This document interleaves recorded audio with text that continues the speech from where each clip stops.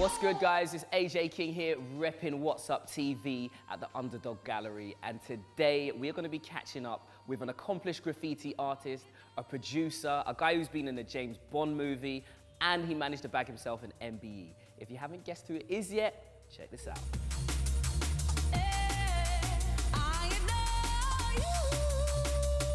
So, Goldie, I know you are an all-round creator. Let's talk music first of all. Timeless. 1995, over 20 years since that album dropped. How have things changed, for you from a creative perspective, during that period? Nothing changes in my life. Nah? It doesn't really change. I think the main thing for any artist is to understand that how insignificant you are. When you're young, it's all fueled by being aggy and, anti-everything. I think the biggest moves I ever did as a young gun was going to New York. Definitely. When you be in New York at 17, it kind of changes your whole perspective. And I think engrossing yourself in a subculture completely is kind of what it's about. I saw an interesting picture in the newspaper yesterday, and it said, what's happened to youth subculture? Because it seems to be that, that kind of comes down to a mobile phone and what you're posting, in a sense. All contained there and then. And for you, going to New York and immersing yourself in that graffiti scene, how was it for you to be surrounded by that graffiti family, as it were, to fortify and to find common ground with at that age? In New York, it was about painting your name in as an identifiable thing. Smoke signals being sent on a train to another part of town, to another tribe. Yeah. It was very territorial.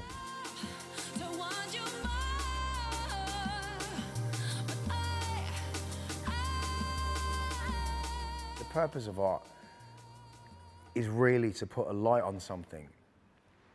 And am I being the best version of myself I can possibly be today? Mm-hmm. And I think the street culture thing, for me, has been a massive part of my life because the mother and father aspects weren't really there. Right. So I adopted the street aspect of that is the father. The hustle's the father, the mother's the art, the effeminate's the art.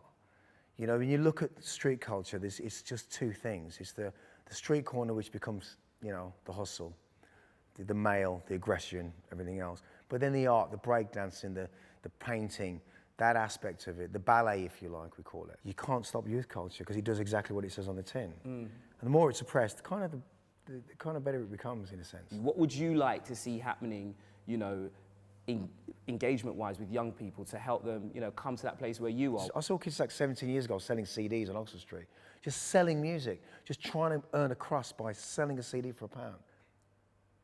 They're very quick to want to wear the baseball cap and the sneakers when it suits them. Mm-hmm.